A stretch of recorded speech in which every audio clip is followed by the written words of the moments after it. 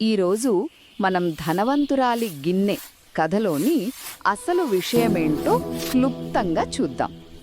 ఇది తెలివితేటలకు అత్యాశకు మధ్య జరిగిన ఓ చిన్న గొడవ లాంటిదన్నమాట. ఇందులో ఒక తెలివైన పొరుగింటామె తన పక్కింటి ధనవంతురాలి అత్యాశమే తనకు అనుకూలంగా ఎలా మార్చుకుందో మనం చూస్తాం. మొదటగా గిన్నె పిల్లని పెట్టడం. కథలో ఒక పొరుగింటామె ఉంది కదా, ఆమె ధనవంతురాలి దగ్గర ఒక గిన్నె అప్పు తీసుకుంటుంది. తిరిగి ఇచ్చేటప్పుడు ఆ పెద్ద గిన్నెతో పాటు ఓ చిన్న గిన్నె కూడా ఇచ్చి, మీ గిన్నె పిల్లని పెట్టింది అని చెప్తుంది. అత్యాశతో ఆ ధనవంతురాలు అసలు లాజిక్ లేని ఈ మాటను కూడా నమ్మేసి ఆ చిన్న గిన్నెను సంతోషంగా తీసుకుంటుంది. గిన్నె పిల్లని పెట్టడమా? ఏంటిది? ఎంత విడ్డూరంగా ఉంది కదా ఈ మాట వింటుంటే. సరిగ్గా ఆ డబ్బున్న ఆవిడ కూడా అలాగే షాక్ అయ్యింది. అసలు నమ్మలేకపోయింది. ఈ ఆలోచనే ఆమెను పూర్తిగా ఆశ్చర్యంలో ముంచెత్తింది.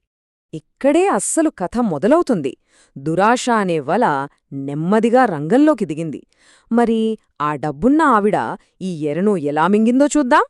కొన్ని రోజులు గడిచాయి. మన తెలివైన పురిగావిడ మళ్ళీ వచ్చింది. మళ్ళీ అదే గిన్నె కావాలనడిగింది. చూసారా, ఎర పర్ఫెక్ట్గా వేసింది. ఇప్పుడు ఆ వలని బిగించడమే తర్వాయి.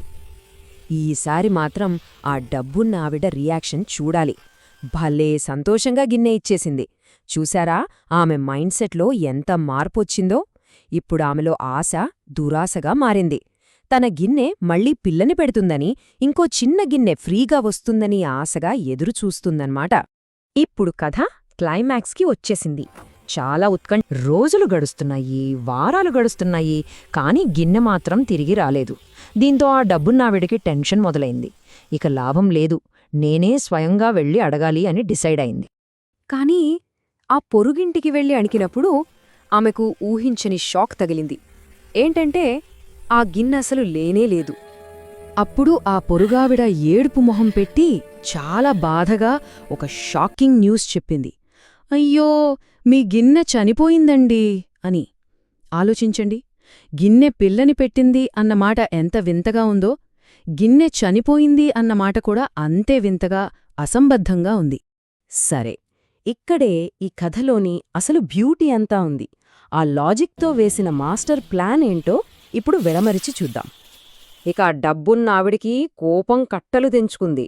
ఏంటి, గిన్నె చనిపోవడమేంటి? పిచ్చిపిచ్చిగా మాట్లాడకు అని అడిగింది. నిజానికి ఆమె అడిగింది కరెక్టు ప్రశ్నే కదా.